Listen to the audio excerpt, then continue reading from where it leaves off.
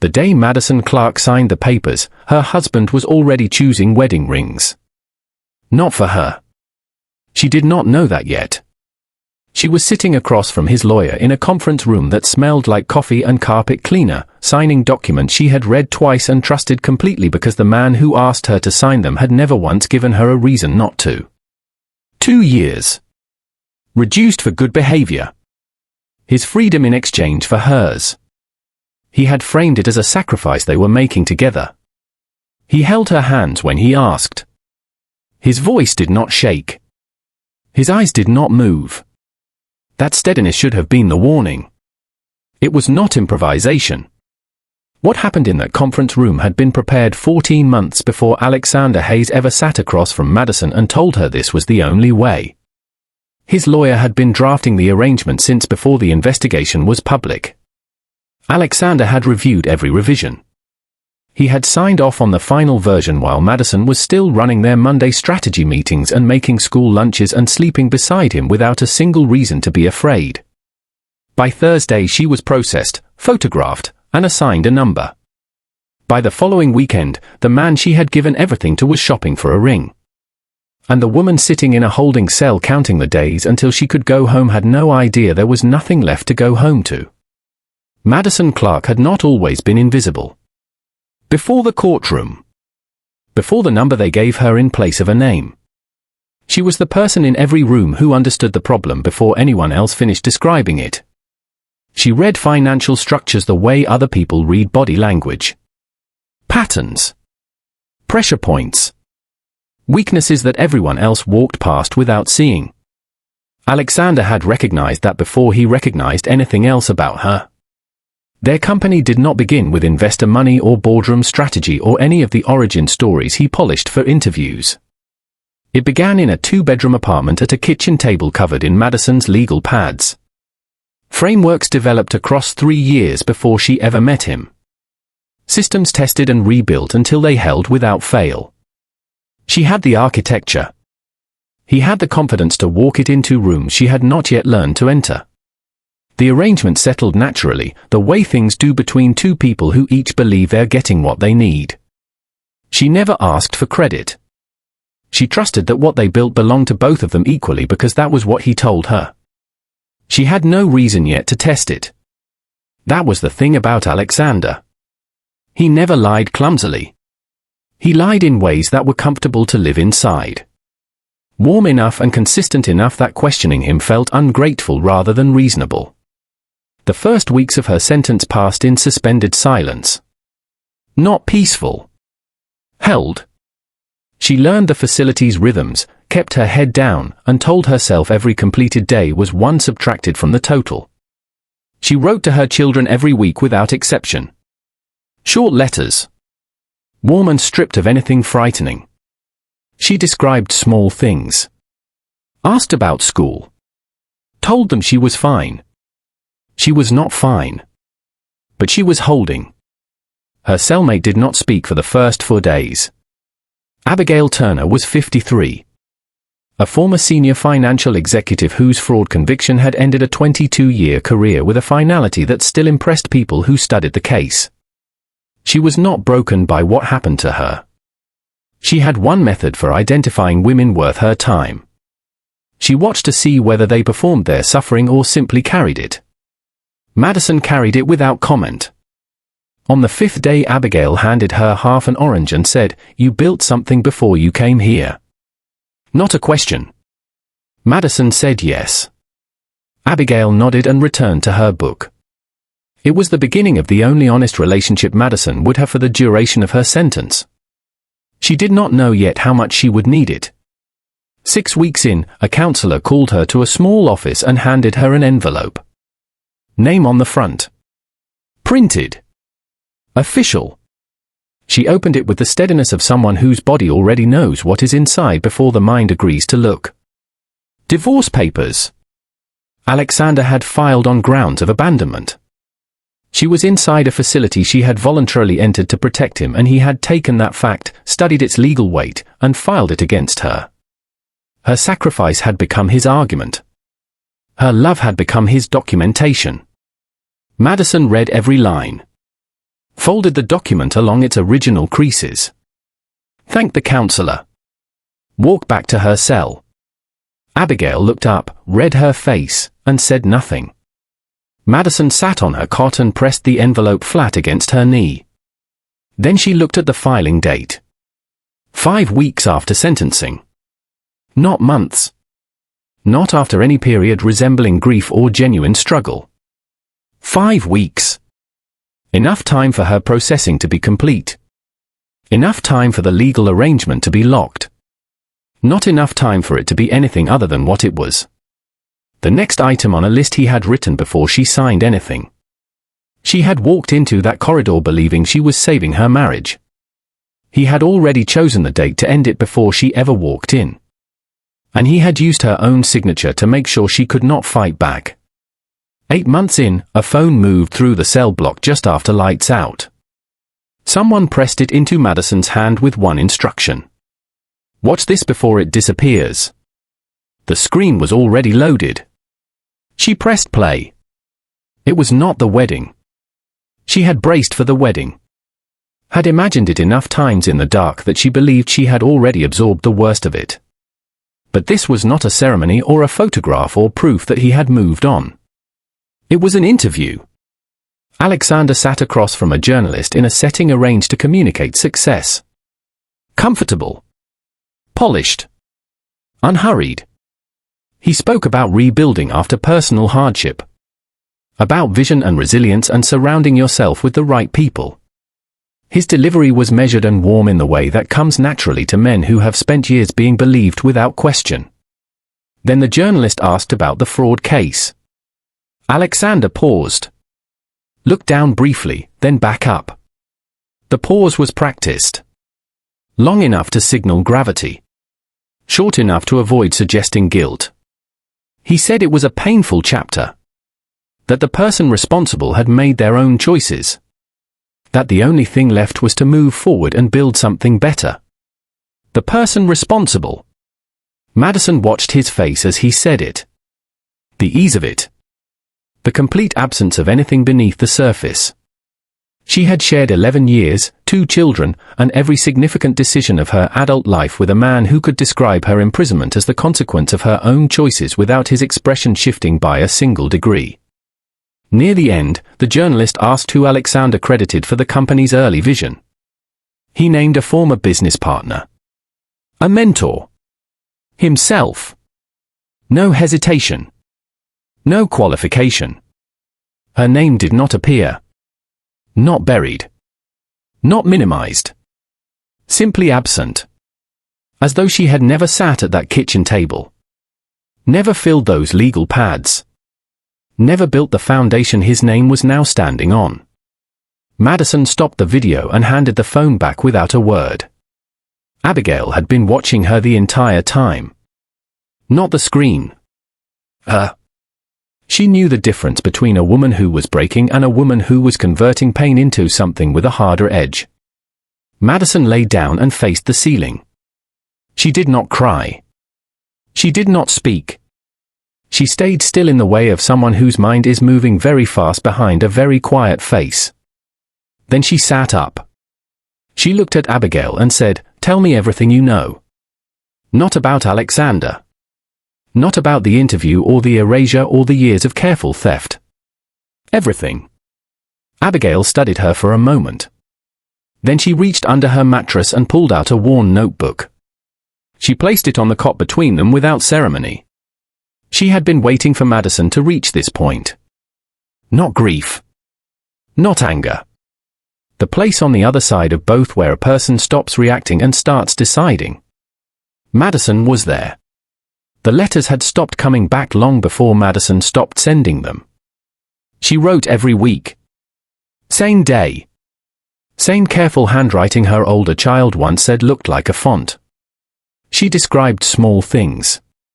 A bird returning to the same spot outside the yard.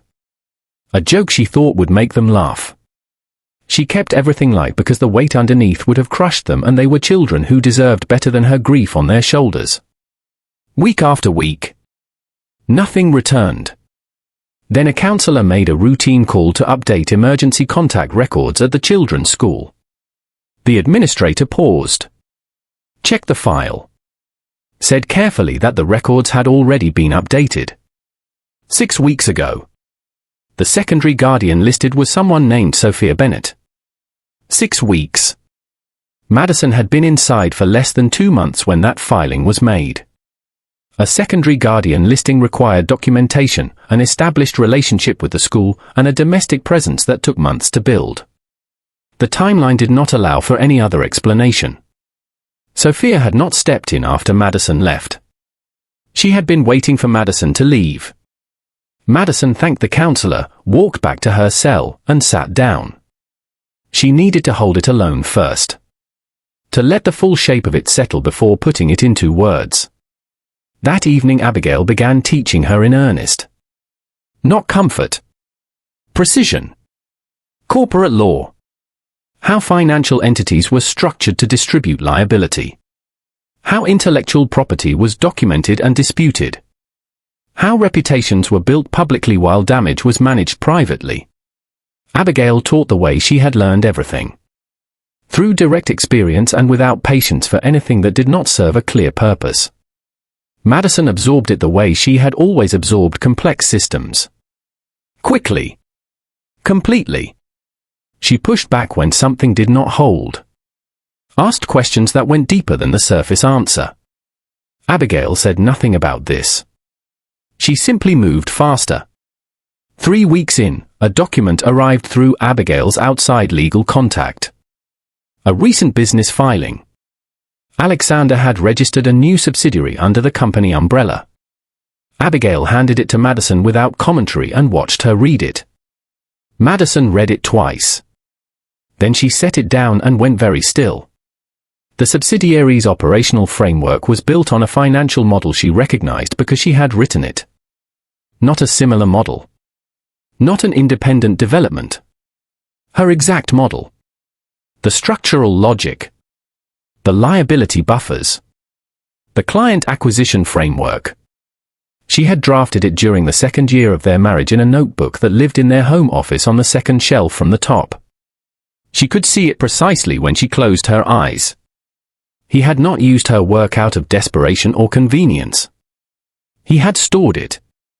Waited until she was gone and legally unable to contest anything. Then filed it under his name with the patience of someone who had planned the timing well in advance. Madison looked up and asked Abigail to have the legal contact pull earlier records. Internal memos. Original document trails from the company's first 3 years. Everything available. Abigail asked what she was looking for. Madison said she wanted to know exactly how long he had been planning to use her work without her. She already suspected the answer was longer than she was prepared for. She was right. The documents arrived in 3 separate envelopes over the course of 1 week. Abigail's legal contact had spent 6 weeks pulling records. Internal correspondence. Original file versions. Document metadata showing creation dates and edit histories. The kind of forensic paper trail that companies assume disappeared with time. It had not disappeared. It had been waiting for someone willing to look. Madison and Abigail spread everything across both cots on a Thursday night after count.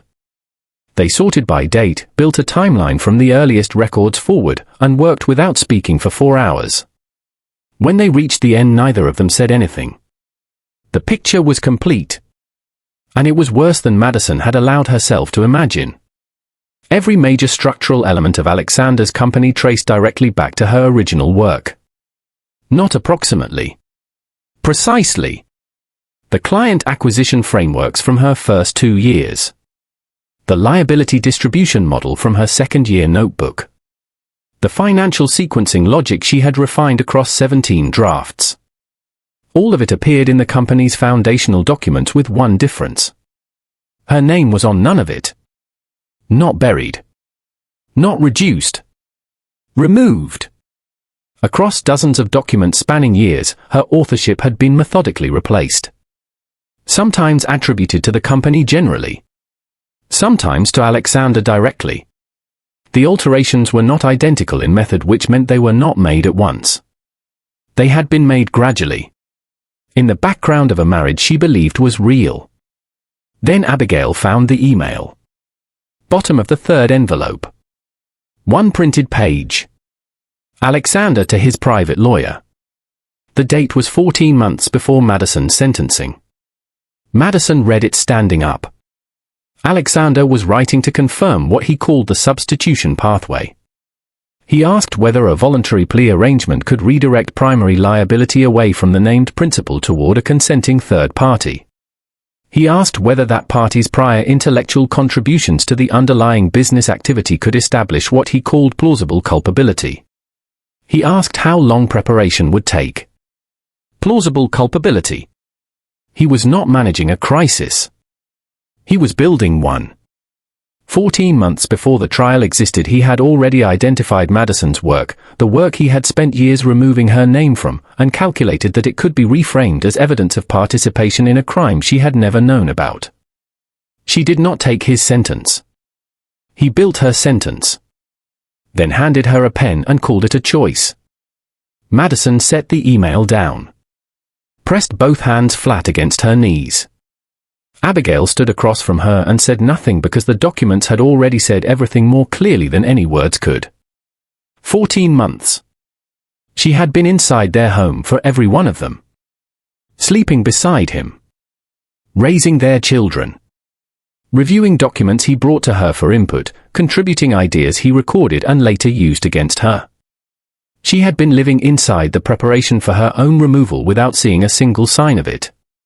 Because she was not looking for signs. She was looking at a husband she trusted. She read the email one more time. Then she placed it at the bottom of the file with the steadiness of someone who has just processed the last thing they needed to process in order to become something different. She did not say she was angry. She did not say she was broken. She looked at Abigail and said she needed to know exactly what Alexander had built since she had been inside. Every subsidiary. Every filing. Every asset held under every name. Because she was already thinking about what came after. And what came after had nothing to do with surviving the sentence. The weeks that followed were the hardest of Madison's sentence. Not because anything changed inside the facility. The walls were the same.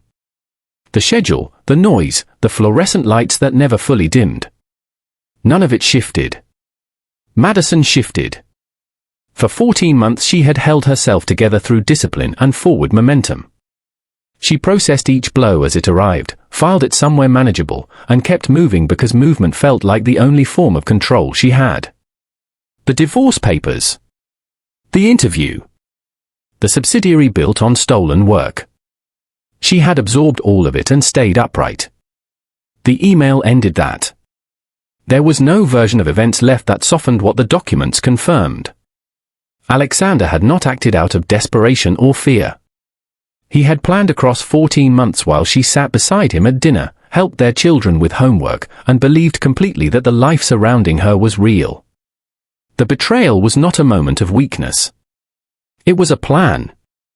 Designed, refined, and carried out by someone who had studied her trust carefully enough to know exactly how to use it. She stopped eating properly.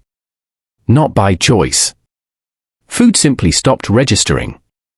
She moved things around her tray and returned most of it untouched. The weight came off her face fast, the kind of visible change people look away from because it is too honest. She stopped attending Logan Price's financial literacy sessions. She stopped writing to her children. Not because she stopped loving them. Because she could not find language clean enough to reach them through what she was sitting inside. This was grief without shape or schedule. The kind that sits down in the middle of everything and refuses to move until it has finished. Abigail watched for 3 weeks without intervening. She knew the difference between a woman who needed rescuing and a woman who needed to find the flaw herself. She did not offer comfort or the worn notebook. She simply stayed present without turning presence into pressure. On the 19th day Madison was on her cot staring at the floor when Ella Foster appeared in the doorway. 26 years old. 3 months into her sentence. She was holding a court document she did not understand and apologizing for interrupting with the embarrassment of someone already turned away once that day. Madison almost said no. She was empty. There was nothing left that felt like it belonged to anyone else. But she looked at Ella's face and recognized the expression without effort. Someone standing at the edge of a system designed to be too complicated to survive without help. Madison had worn that expression in a different corridor in a different life. She held out her hand for the document. She read it carefully. Then she spent 40 minutes walking Ella through every clause. What it meant. What the timeline required. What options were actually available. She treated Ella like someone capable of handling the full truth because she was. When Ella left, she said thank you in the voice of someone who had not been helped in a long time. The room was quiet after she was gone. Abigail had not moved during the entire exchange. When the door closed, she reached under her mattress and placed the worn notebook on Madison's cot. No instruction. No commentary. Just the notebook sitting there waiting for an answer. Madison looked at it. Then she looked at Abigail and said she needed paper. Not for letters. Not for anything personal. She needed to write down every system she had ever built. Every framework. Every financial model developed across 11 years of work that had made someone else's name worth something. Because if Alexander had built a company on what she created, she could build one that made his look unfinished. And this time every page would carry her name. The last 4 months of Madison's sentence looked nothing like the first 14. She was up before the block every morning. Not because the schedule required it, but because she had work to do before the day filled with noise. She claimed a corner of the common room table nearest the window and worked there in the early light with a focused quiet that made people instinctively give her space. The first legal pad was full. Behind it a second. Behind that a third. Madison was reconstructing her intellectual archive from memory. Every framework she had designed. Every financial model refined across years of work. Every client strategy developed and never credited to her. She wrote everything in precise detail because precision was the only thing that would matter when she walked out. Sentiment had no value in a boardroom. Logan Price noticed the shift before anyone else. He had watched her withdraw during the hard weeks without comment, which was one of the things she had come to respect about him. When she returned to his financial literacy sessions, she sat near the front and asked questions that made the other participants turn to look at her. After the third session, Logan asked if she would consider helping facilitate. She said yes before he finished the question. What began as answering questions became structured within 2 weeks. Madison was not teaching out of generosity. She was testing. Every framework she explained to another woman was a framework she confirmed still worked outside her own head. Every time someone understood something they had not understood the day before, Madison recorded it as evidence. Proof that what she carried had value completely independent of Alexander's name. She was not rebuilding her confidence. She was rebuilding her proof of concept. Abigail watched all of this with the quiet satisfaction of someone who had seen it coming long before Madison had. 3 weeks before release, Abigail returned from a meeting with her outside legal contact and placed a folded piece of paper on Madison's cot. 3 names. Contact details beneath each. She said these were women who owed her a conversation. Women with resources and the willingness to place those resources behind the right person. She had been talking to them about Madison for months. They were already interested. Madison looked at the names. She recognized one immediately. A precise, established presence who moved in circles Alexander had spent years trying to enter without success. Then Abigail said the thing that reframed the entire past year. That same investor had recently taken a significant position in Alexander's new subsidiary. The one built on Madison's stolen framework. She did not yet know that Abigail knew Madison. She did not know what was coming. Madison looked up from the paper and understood what Abigail had actually been doing. Not just teaching her. Positioning her. Building a network around Madison's future before Madison had fully committed to believing she had won. The precision of it was something Madison recognized immediately because it was exactly how she approached everything she had ever built. She folded the paper. Abigail said one more thing. She told Madison not to build what came next as revenge. Revenge had a ceiling. Build it as reclamation. Build it as the thing that always carried her name. Build it so well that the theft became the footnote and the work became the story. Madison nodded once. She had 11 years of stolen work, 3 notebooks of reconstructed frameworks, and 23 days left inside a place that had taken everything from her and unknowingly handed her the one thing Alexander never planned for. She was no longer the woman he had built his strategy around. By the time he realized that, she would already be untouchable. And every resource he thought he had secured would already be in the process of changing hands. 3 years is enough time to become someone unrecognizable. Enough time to rebuild from 3 notebooks and a folded piece of paper with 3 names on it. Enough time to register a firm, attract first clients through reputation alone, and deliver results precise enough that the next clients arrive without being asked. Enough time to move from a single rented desk to a clean office with a city view and a team of 7 hired for sharpness and kept by the culture Madison built around honesty and precision. Enough time to become Isabella Grant. The name was not deception. It was protection. Madison had chosen it deliberately, knowing that surfacing too early under her real name would give Alexander the warning he needed to interfere before she had the standing to resist. Isabella Grant was real in every legal sense. The firm was registered correctly. The work was clean. Everything built on competence, and the 3 investors Abigail had positioned around her before she walked out of that facility. One of those investors had taken a position in Alexander's subsidiary. She reviewed Madison's work in the first week of their introduction and decided in the second. She said she had spent 30 years waiting to back someone who built the way Madison built. Not flattery.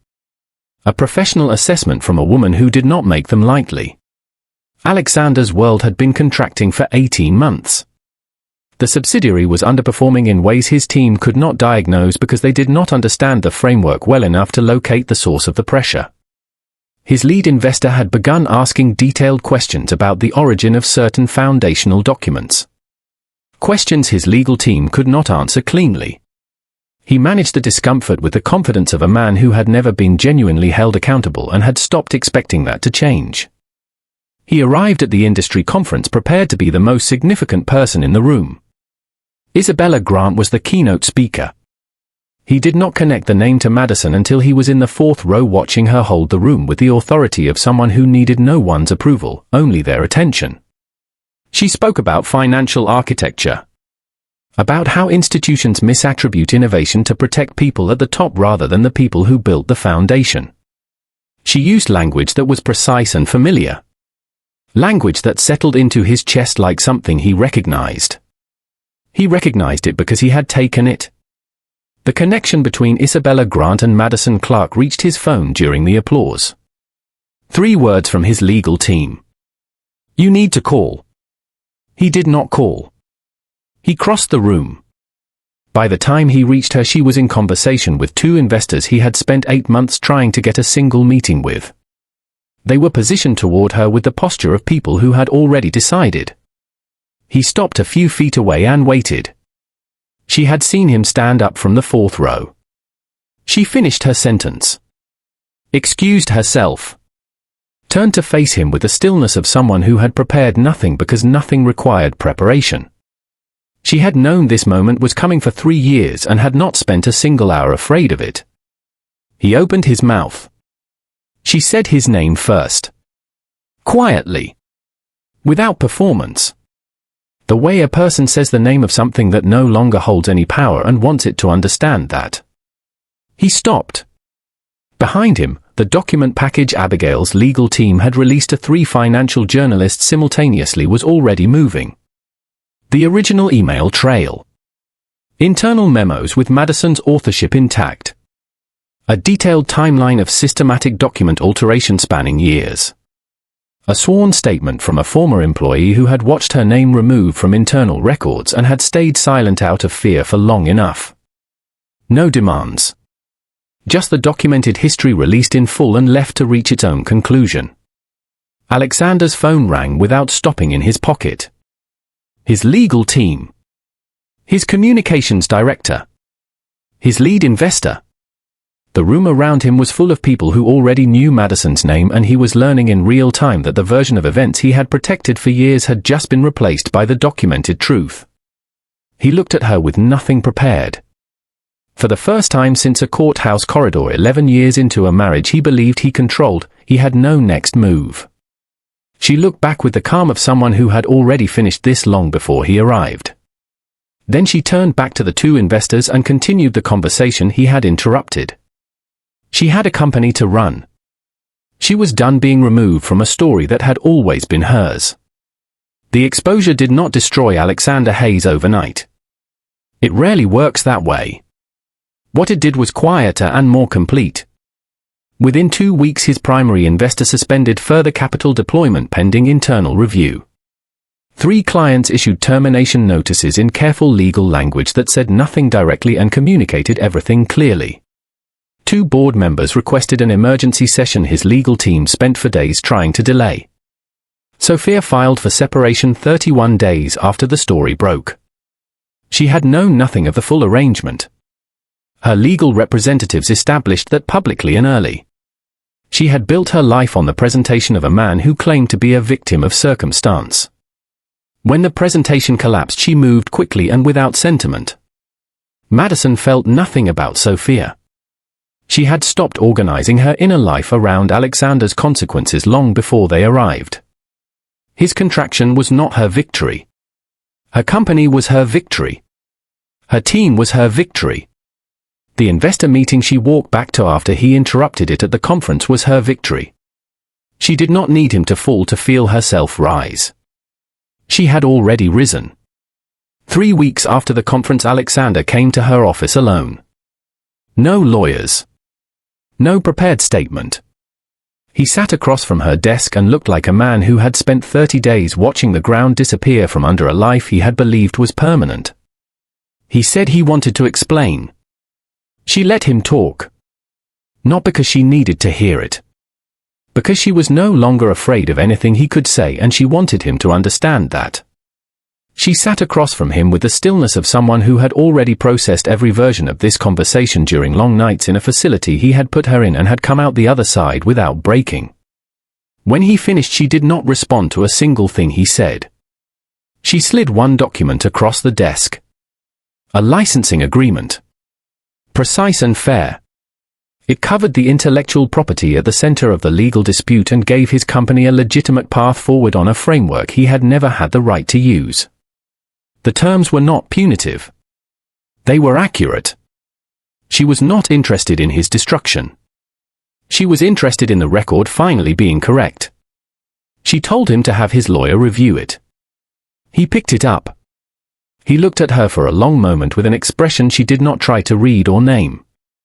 Then he stood and left without another word. She did not watch him go. She had stopped watching him a long time ago. The reconciliation with her children was not a single moment. It was a series of them, slow and imperfect and more valuable for being exactly that. Her older child had come to her months before the conference, after finding documents and researching independently with the quiet determination of someone who needed the truth more than they needed comfort. Their first real conversation resolved nothing cleanly. It was careful and honest and more meaningful than anything Madison had experienced since a prison cell and half an orange and a woman who asked if she had built something before she arrived. They met again the following week. And the week after that. A younger child took longer. That was allowed. Madison did not rush it or perform patience she did not genuinely feel. She showed up in every way that was available, said what was true, and asked for nothing back. She understood by then that trust had only one real currency. Showing up again after being turned away. She kept showing up. The evening her younger child called and asked to come over that weekend, Madison was standing in her kitchen. The city was quiet outside. The work she had built from nothing was 3 floors below her. She said yes without hesitating. She hung up and stood still for a moment. Not thinking about Alexander. not thinking about the company or the next meeting or what came after that. Just standing in the middle of a life that belonged entirely to her. She thought about the woman who had sat on a metal cot in a holding cell years ago, counting forward, rehearsing a homecoming that no longer existed. That woman had believed the worst thing that could happen to her was losing everything. She had been wrong. What would have been worse was never finding out what she was capable of building once the weight of someone else's deception was finally off her back. She had entered that facility as someone's wife, someone's silent architect, someone's carefully managed liability. She walked out as herself. Everything built since that morning at the gate with one bag and a folded piece of paper had been built by that woman alone. No borrowed name. No stolen credit. No one standing in front of her work taking the recognition. Just Madison Clarke. Finally. Completely.